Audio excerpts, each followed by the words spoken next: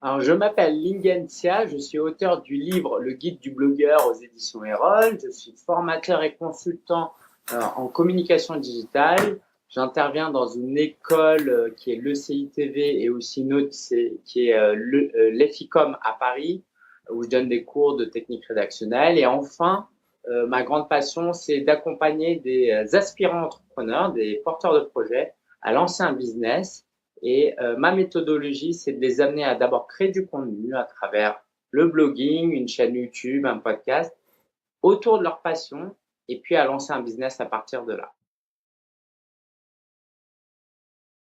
Alors le personal branding ou la marque personnelle en français, c'est simplement le fait de considérer qui nous sommes en tant qu'entrepreneur, consultant, formateur, coach, comme une marque. Et en réalité, c'est ce qu'on fait. C'est que si on va à une soirée de networking, on rencontre quelqu'un, on ne lui présente pas tout de suite le logo de notre entreprise. On se présente, je m'appelle Jean, Jacques, Pierre, je fais ci, je fais ça, je me suis lancé là-dedans pour cette raison. Donc, c'est l'idée de se présenter nous avant de présenter la marque.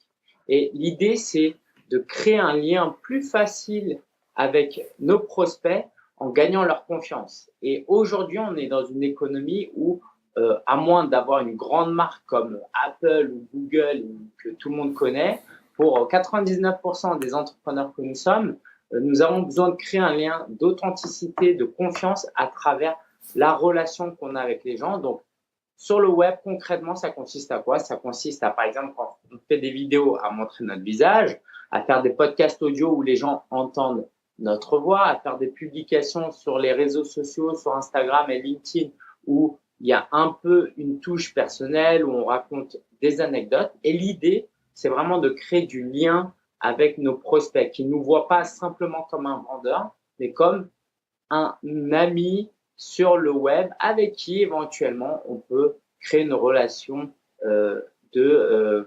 commerciale.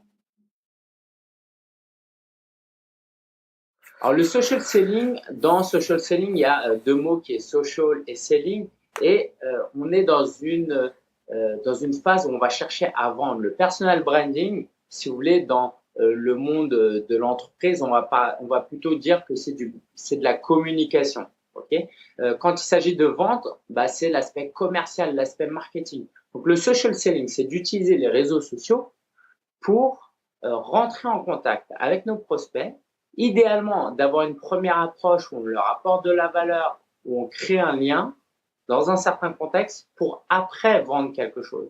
C'est pas la version moderne de faire du cold calling où on appelait les prospects, on leur vendait tout de suite quelque chose.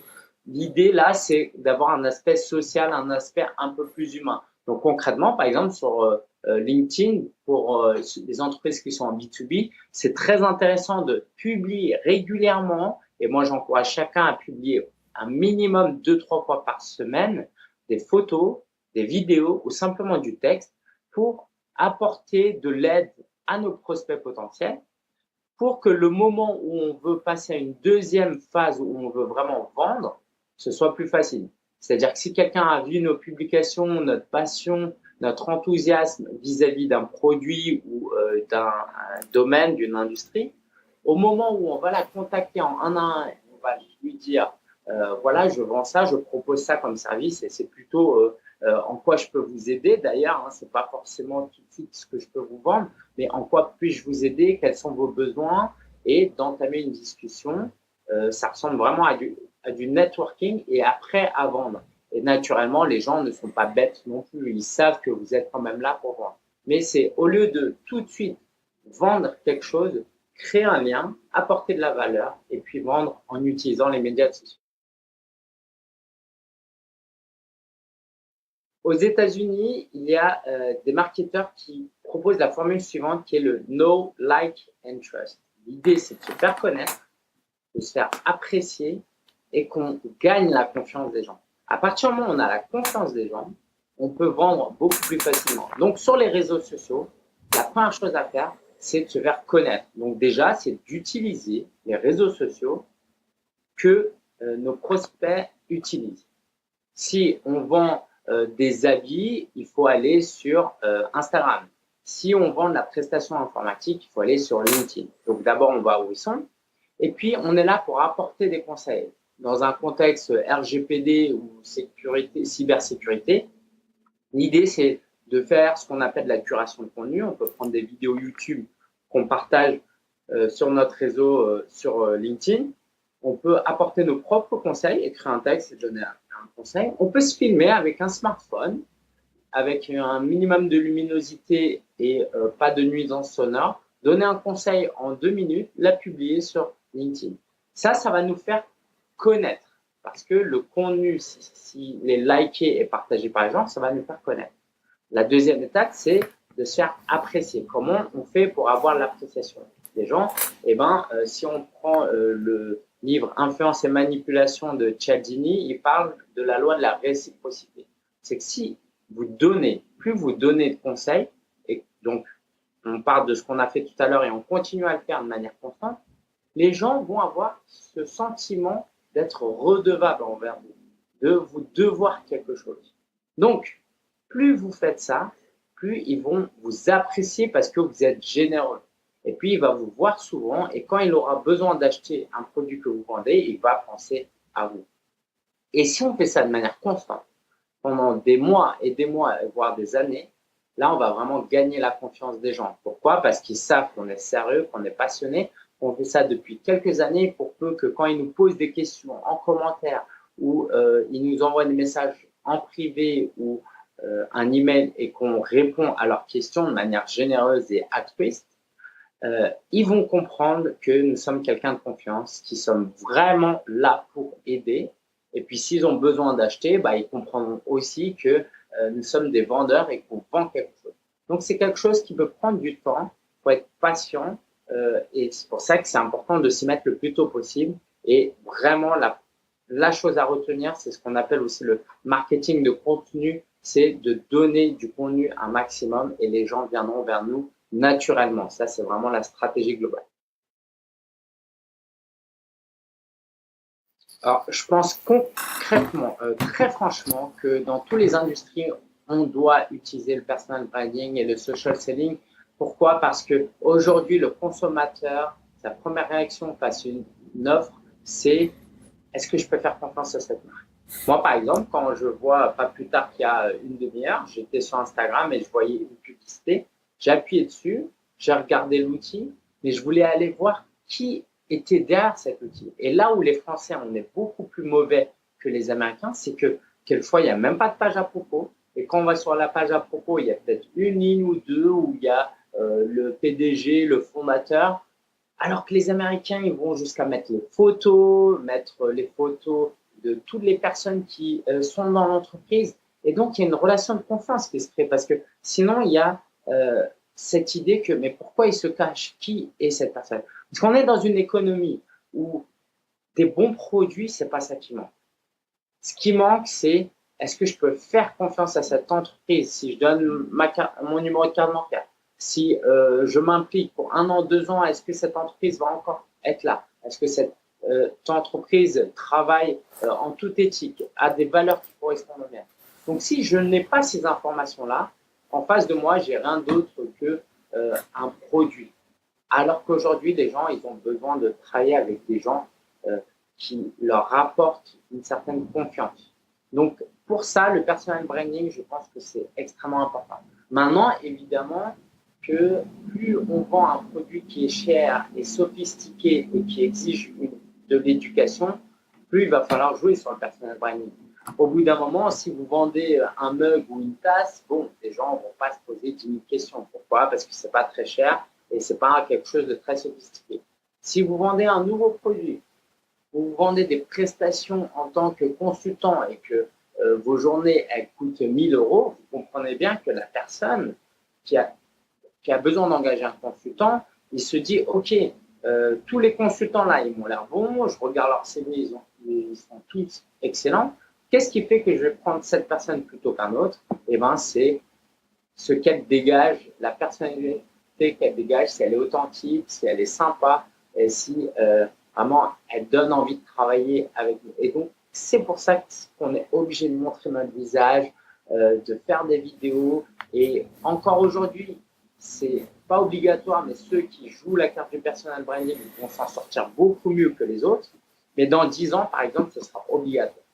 Et quant au social selling, évidemment, là aussi, c'est une histoire de prestation. Si vous vendez simplement des coques iPhone à 10 euros, vous n'êtes pas obligé de passer beaucoup de temps à discuter avec des gens individuellement pour leur vendre une coque, parce qu'en termes de retour sur investissement, ce n'est pas le meilleur usage de votre temps.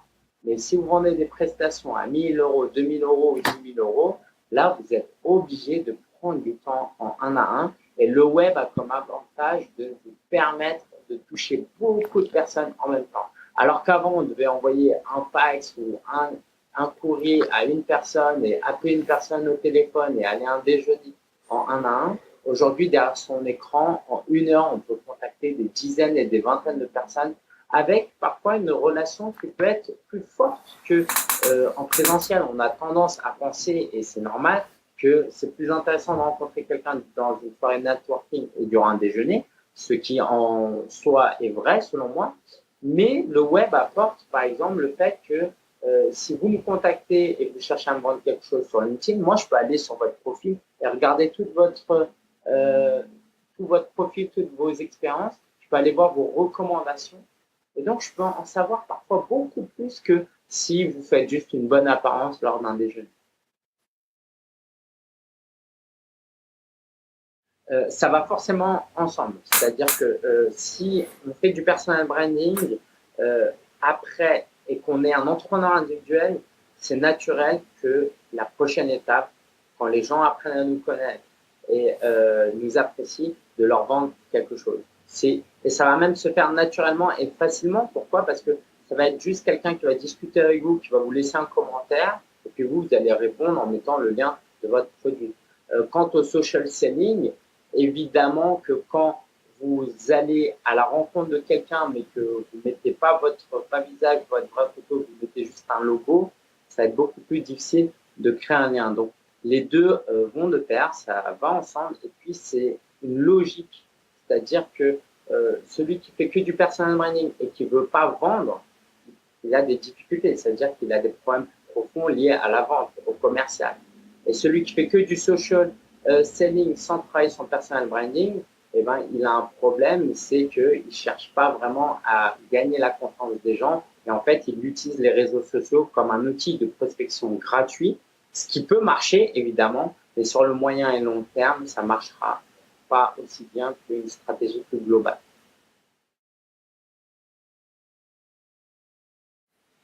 Alors, soit on est un très bon acteur et on n'a pas besoin d'avoir confiance en soi, donc là, on monte sur nos plus beaux jours et on arrive à séduire un peu nos prospects, mais évidemment que plus on a confiance en soi, plus on va avoir confiance dans notre message promotionnel, quand on va essayer de commercialiser notre produit, quand on va vendre notre produit, on va se montrer plus authentique, plus affirmé et la vente sera beaucoup plus facile. Et puis évidemment, quand on a plus confiance en soi, on se montre plus facilement devant une caméra et ça joue.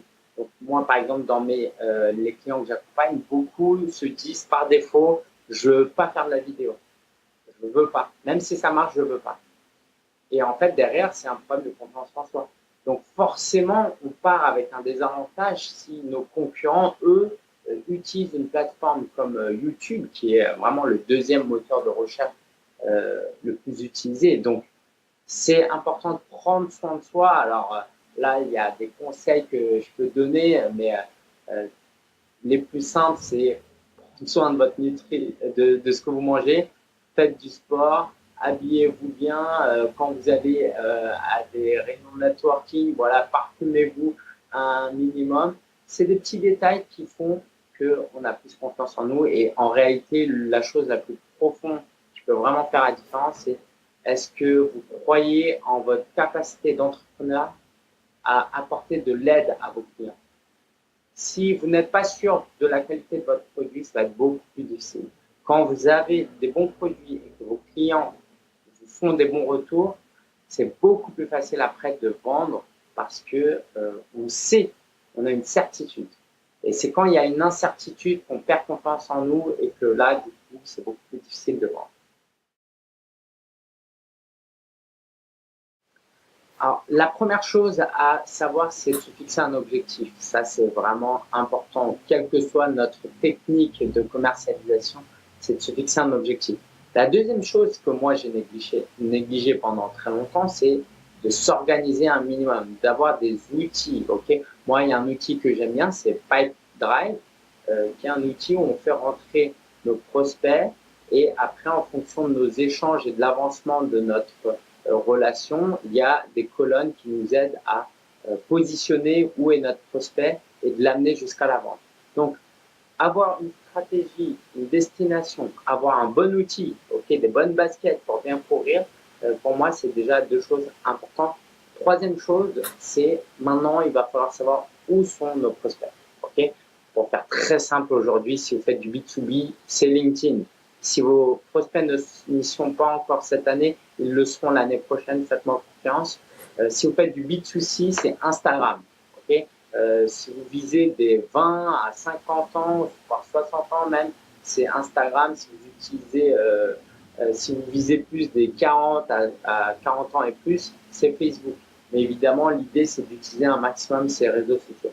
Donc, on a notre objectif, on a nos outils, on a maintenant le lieu où on va travailler. La prochaine étape, c'est voilà, de créer du contenu, d'apporter de la valeur. Et puis, la cinquième étape, c'est de rentrer en contact avec les gens, de ne pas hésiter à les contacter. Et si vous avez peur de vendre, l'idée, c'est simplement de dire « Pourquoi puis-je vous aider ?» Et là, si votre produit, de toute façon, répond à un besoin, bah, quand ils vont vous dire qu'ils ont besoin d'un antivirus et que vous êtes une entreprise qui fait de la cybersécurité, bah, naturellement, vous allez dire, voilà, c'est quoi votre budget, ma solution, elle peut correspondre. Ou même être honnête, voilà, cette solution concurrente peut vous correspondre, la mienne aussi, voilà, vous avez le choix entre ces deux-là. Et si vous voulez en savoir plus, contactez-moi, je serai ravi de vous rencontrer. Donc voilà, c'est un peu ça les étapes que je recommande. Les pièges à éviter, il y en a plusieurs. Le premier, c'est d'être trop pressé. C'est pour ça qu'il faut s'y mettre le plus tôt possible. Parce que qu'est-ce qui se passe quand vous êtes pressé? Quand vous êtes pressé, vous allez rentrer tout de suite dans le dur et dire, voilà, je vends ci, je vends ça, je vends ci, est-ce que ça vous intéresse? Et ça crée un frein. Pourquoi? Parce que de l'autre côté, ils vont se dire, c'est une relation purement opportuniste, ils cherchent simplement à me vendre quelque chose, donc méfiance. Okay, donc, il ne faut pas être trop pressé et c'est pour ça qu'il faut s'y mettre le plus tôt possible. La deuxième chose, c'est d'attendre quelque chose de la part de nos prospects. C'est-à-dire qu'on a publié plein de contenus, des conseils gratuits, des e-books, des vidéos, et puis on se dit pourquoi les gens ils n'achètent pas? Pourquoi quand je discute avec ces personnes-là, ils n'achètent pas? Et donc, cette frustration peut se ressentir. Soit vous êtes réellement dans un processus altruiste, même si c'est calculé et vous donner des conseils pour que ce soit vraiment généreux, mais en même temps, il ne faut pas être frustré quand les gens n'achètent pas parce qu'en même temps, ils ne vous doivent rien. Et la troisième chose, pour compléter ce conseil-là, ce serait d'avoir peur du rejet. C'est ok, j'ai apporté beaucoup de valeur et on aimerait tous, et moi pendant longtemps, je suis tombé dans ce piège, c'est on aimerait tous que ce soit les gens qui viennent vers nous. Okay, un peu comme dans une relation où on essaie de séduire une femme ou un homme, on essaie de se rendre attrayant et puis on se dit la personne va nous contacter, va nous demander de dîner. Non, peut-être que c'est à nous de faire le premier pas. Et quand on fait du social selling, à un moment donné, il ne faut pas avoir peur du rejet, il faut tenter, il faut y aller, il faut dire voilà, qu'est-ce que je peux faire pour vous, en quoi je peux vous aider. Et si vous n'êtes pas à l'aise avec ça, proposez vraiment comment je peux vous aider. Comme ça, vous rentrez dans la prospection, dans la relation commerciale avec une position de force parce que vous êtes là pour aider, pas pour vendre. Et comme vous êtes là pour vous aider et que la personne va vous poser une question et que vous allez répondre gratuitement, la personne aura une dette envers vous et donc ce sera plus facile à ce moment-là de proposer un produit.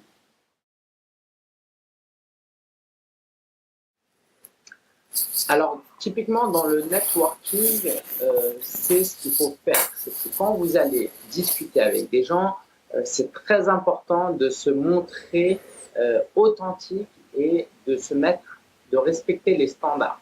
Si vous allez à une soirée et que tout le monde est en costume, mettez-vous en costume. Si vous rencontrez des gens et que vous voulez créer un lien, écoutez la personne, posez des questions, intéressez-vous à la personne. Comme sur les réseaux sociaux, soyez dans la générosité. Le petit conseil même, c'est d'aller jusqu'à flatter la personne sans que ce soit grossier, hein, évidemment, mais c'est simplement, voilà, qu'est-ce que vous faites actuellement? Si la personne commence à vous dire son métier et qu'elle est passionnée, c'est une manière de flatter cette personne indirectement.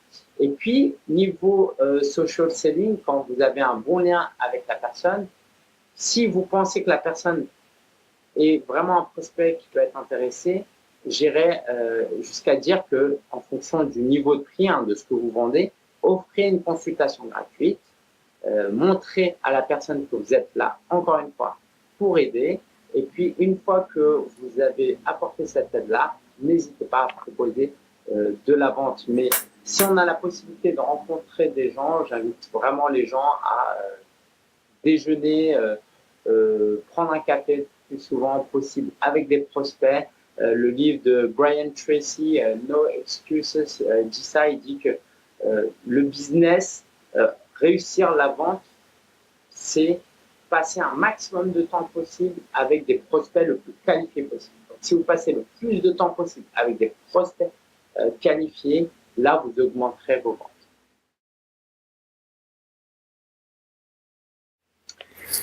Mon conseil, c'est vraiment de vous lancer dans une activité qui vous passionne le plus possible. Si vous avez déjà lancé votre activité, voyez si vous ne pouvez pas pivoter un peu cette activité pour que ça se rapproche au mieux de ce qui vous passionne le plus. Pourquoi? Parce que vous allez être encore plus enthousiaste, vous allez être encore plus authentique et ça va vous aider à vendre plus. Si vous n'avez pas encore lancé votre activité, l'idée, c'est vraiment d'aller sur quelque chose qui vous intéresse. Parce que c'est là que vous allez être persévérer, c'est là que vous allez être meilleur. Il y a beaucoup de concurrence, donc si vous ne choisissez pas quelque chose qui vous passionne ou vous êtes un expert, ça va être très difficile de se démarquer des autres qui sont passionnés et experts. Donc, je vous invite vraiment à, voilà, on n'a qu'une vie, c'est aller dans la direction qui vous passionne le plus. Et après, c'est une histoire de travail, de persévérance, de stratégie, de remise en question constant au quotidien.